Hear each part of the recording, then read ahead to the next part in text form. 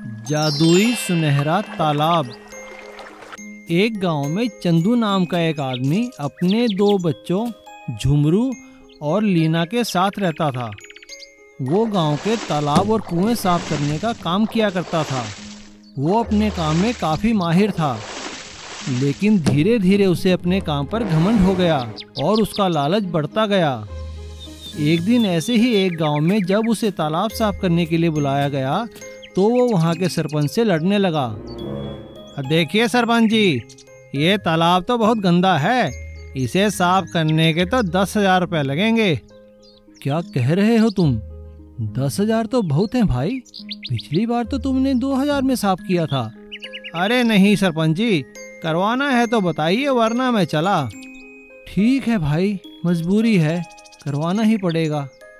लेकिन उसे ये नहीं पता था कि उस तालाब में एक चुड़ैल रहती थी। तुम्हारी इतनी हिम्मत कि मेरे तालाब में आओ, तुम्हें तो अभी मजा चखाती हूँ। चंदू जैसे ही तालाब की सफाई करने उसके अंदर घुसा, चुड़ैल ने जहरीला धुआं फेंका, जिससे चंदू बेहोश हो गया। चंदू की जान तो बच गई, लेकिन वो अब काम करने लायक नहीं बचा। उसे बीमार देखकर उसके बच्चे परेशान हो गए। भैया, पापा तो बीमार हो गए, अब हम क्या करेंगे? कोई बात नहीं मुन्नी, हम भी पिताजी का ही काम करेंगे। हम भी जाकर तालाब की सफाई करेंगे। ठीक है भैया। अगले दिन दोनों बच्चे चंदू का सामान लेकर उसी गांव पहुंचे और तालाब की सफाई करने में लग गए। बच्चों को तालाब की सफाई करता देख चुड़ैल हैरान हो गई। अरे, ये बच्चे यहाँ क्या कर रहे हैं? चलकर छुपकर इनकी बातें सुनती हूँ, क्या कर रहे हैं भाई बहन। चुड़ैल छुपकर उन दोनों की बातें सुनने लगती है। तभी गांव का सरपंच वहां आकर बच्चों से कहता है, अरे बच्चों, तुम यहाँ क्या कर रहे हो? आज तुम्हारे पापा नहीं आए तालाब साफ करने? नहीं सरपंच जी, पिताजी की तबीयत बहुत खराब है, हमारे पास पैसे भी नहीं हैं उनके इलाज के लिए, इसीलिए तालाब की सफाई अब हम करेंगे। ठीक है बच्चों, जैसा तुम्हें अच्छा लगे। सरपंच के वहां से जाने के बाद दोनों बच्चे तालाब साफ करने में लग जाते हैं। दोनों बच्चों को काम करता देख चुड़ैल को उन पर दया आती है और वो उनके सामने प्रकट होती है। अपने सामने चुड़ैल को देखकर बच्चे डर जाते हैं। कौन हो आप? भैया, मुझे डर लग रहा है। अरे बच्चों, वैसे तो मैं चुड़ैल हूँ, मगर तुम घबराओ नहीं, मैं तुम दोनों का कोई नुकसान नहीं करूँगी। ये सोना, ये जेवर, ये सब तुम रख लो, ये तुम्हारे काम आएगा। मैं यहाँ से जा रही हूँ। ऐसा कहते ही चुड़ैल वहाँ से गायब हो जाती है। दोनों बच्चे सारा सोना लेकर घर जाते हैं और अपने पिता को सारी बात बताते हैं और अपने पापा का इलाज करवाते हैं। चंदू ठीक होकर फिर से काम करने लगता है और अपने दोनों बच्चों को एक अच्छे स्कूल में भर्ती करवा देता है और वे लोग फिर से खुशी खुशी रहने लगते हैं। जादुई बौने और उनका घर। चंदू चंद्रनगर में अपनी माँ के साथ रहता था। वो बहुत ही मेहनती और कुशल कारीगर था। उसके बनाए गए घरों की तारीफ सभी करते थे। वो अपने गांव और आसपास के इलाकों में घर बनाने जाया करता था। एक दिन जब वो शाम को पास के गांव से घर बनाकर वापस आ रहा था तो उसे जंगल के रास्ते में थकान महसूस हुई। उसने सोचा क्यों ना एक पेड़ के नीचे बैठकर थोड़ा आराम कर लिया जाए। वो एक पेड़ के नीचे बैठकर सुस्ताने लगा। थकान के मारे न जाने उसे कब नींद आ गई। उसे ये नहीं पता था कि उसी पेड़ के ऊपर बैठे दो बौने लड़ रहे थे। अरे कहाँ जाता है? रुक रुक, क्या कर रहा है तू? मुझे परेशान मत कर। वो दोनों बौने लड़ते लड़ते पेड़ से नीचे आ गिरे और आपस में बातें करने लगे। आज तो हम इतनी दूर लड़ते लड़ते आ गए। अरे वो देख यार, लड़ाई बंद कर, सामने देख, वो इंसान देख रहा है। ओह, ये हमने क्या किया? अब तो हमारी पोल खुल गई। उनकी बातें सुनकर चंदू की नींद खुल गई और उसने हैरानी से उनसे पूछा, अरे तुम लोग तो बौने हो ना, यहाँ कहाँ से आ गए? चंदू की बात सुनकर एक बौने ने कहा, हेलो, मेरा नाम है टिंटू। और ये मेरा दोस्त है मिंटू। हम दोनों लीली नगर से आए हैं। हाँ दोस्त, ये लड़ता रहता है। हम कब यहाँ आ गए पता नहीं चला। हमारे बारे में कोई नहीं जानता, किसी को मत बताना। अच्छा, पर तुम लोग लड़ क्यों रहे थे? लड़ाई इसने शुरू की थी। मेरा घर बहुत सुंदर है, इसका बनने में अभी समय लगेगा, बस इसीलिए लड़ रहा है। वो क्या है ना, सर्दी आने वाली है, बहुत ठंड लगती है हमें। उन दोनों की बात सुनकर चंदू ने हंसते हुए कहा, ये भी कोई लड़ने की बात है? तुम्हारा कद तो इतना छोटा है कि घर बहुत जल्दी बन जाएगा। क्या तुम हमारा घर बनाओगे? तुम तो अच्छा घर बनाना जानते हो, मैं जानता हूँ। तुम यहाँ के बहुत मशहूर कारीगर हो। हाँ, लेकिन तुम्हारे यहाँ चला जाऊँगा तो वापस कैसे आऊँगा? चंदू की बात सुनकर बौने ने कहा, हाँ हाँ, हम तुम्हें वापस यहाँ छोड़ देंगे। जादू आता है हमें, भगवान से वरदान मिला है।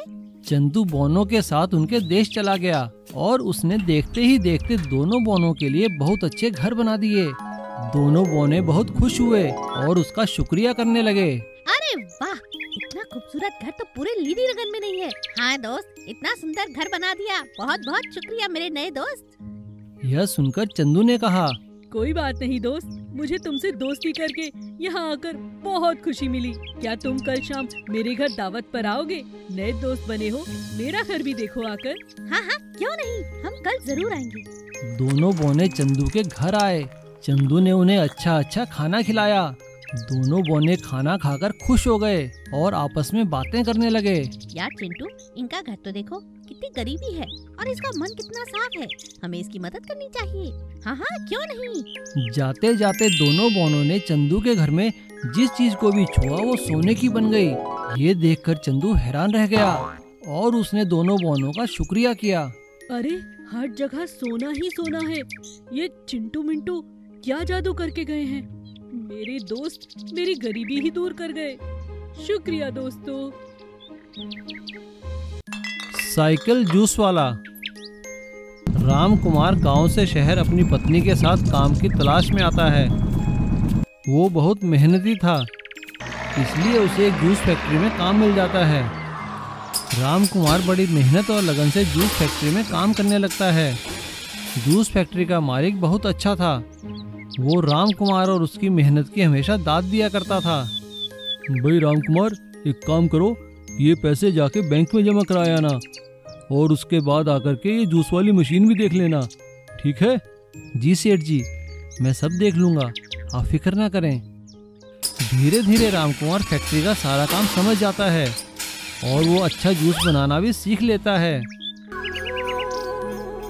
देखो जी, आप इस तरह से पैदल जाते हो, ये मुझे अच्छा नहीं लगता। इस बार तनख्वाह आने पर आप एक छोटी सी साइकिल क्यों नहीं ले लेते? एक दिन तनख्वाह मिलने पर राम कुमार की पत्नी ने राम कुमार से कहा, अच्छा, तो तनख्वाह मिल गई तो इस बार तो साइकिल ले ही लो। हाँ हाँ ठीक है सरला, मैं साइकिल ले लूँगा। और राम कुमार एक नई साइकिल लेकर आ जाता है और अब वो उसी साइकिल से घर से फैक्ट्री जाने लगता है। सब कुछ ठीक चल रहा था, लेकिन अचानक एक दुर्घटना में फैक्ट्री मालिक की मौत हो जाती है। सभी लोग बड़े दुखी होते हैं, लेकिन सबको असली दुख तो तब होता है जब फैक्ट्री मालिक का बेटा फैक्ट्री बंद करने की बात कहता है। देखो दोस्तों, आप लोगों ने पिताजी का बहुत साथ दिया और काफ़ी अच्छा काम भी किया है, लेकिन ये जूस की फैक्ट्री अब मैं बंद कर रहा हूँ क्योंकि मैं सब कुछ बेचकर विदेश जा रहा हूँ। आप लोगों के जितने पैसे बनते हैं उससे ज़्यादा पैसा देकर मैं आपसे माफ़ी मांगता हूँ। और इस तरह वो सभी लोगों को जितने पैसे बनते हैं उतने देकर फैक्ट्री बंद कर देता है। राम कुमार बड़े दुखी मन से घर वापस आता है। उसे दुखी देखकर उसकी पत्नी पूछती है, अरे क्या हुआ, आज आप जल्दी घर आ गए? बहुत परेशान नजर आते हो, बात क्या है? राम कुमार उसे सारी बात बताता है। राम कुमार की बात सुनकर उसकी पत्नी उससे कहती है, आप परेशान क्यों होते हैं? हमारे पास साइकिल है ना, और जूस भी आप कितना अच्छा बना लेते हैं। एक मशीन खरीद लेते हैं, उसे साइकिल पर लगाकर गली गली जाकर जूस बेचना। गर्मी का मौसम है, हर कोई खरीदेगा। मुझे पूरा विश्वास है सब कुछ ठीक हो जाएगा, आप कोशिश तो करिए। राम कुमार वैसा ही करता है। वो अपनी साइकिल पर एक जूस बनाने की मशीन लगा लेता है और गली गली घर घर गांव गांव जाकर जूस बेचने लगता है। उसके बनाए जूस की सभी लोग तारीफ करते हैं। उसका काम चल निकलता है वो साइकिल से एक दुकान और दुकान से जूस की एक फैक्ट्री बना लेता है और अपने सभी साथी कर्मचारियों को अपने साथ काम में रख लेता है। सभी लोग उसकी तारीफ करते हैं। अरे रामकुमार भैया, तुमने तो हम लोगों को एक नई जिंदगी दे दी है। साइकिल पे जूस बेच कर ये फैक्ट्री खड़ी कर ली है। तुम्हारा बहुत बहुत शुक्रिया। हम तुम्हारी मेहनत के आगे नतमस्तक हैं। अरे नहीं किशोर भैया, ये सब तो आप लोगों का साथ और आप लोगों के आशीर्वाद की वजह से है। मैं तो अपनी साइकिल का धन्यवाद देना चाहता हूँ, जिसने मेरी गरीबी में मेरी मदद की और मुझे एक साइकिल जूस वाले से एक जूस फैक्ट्री का मालिक बना दिया। देखा, मैंने कहा था ना, हमें सफलता जरूर मिलेगी।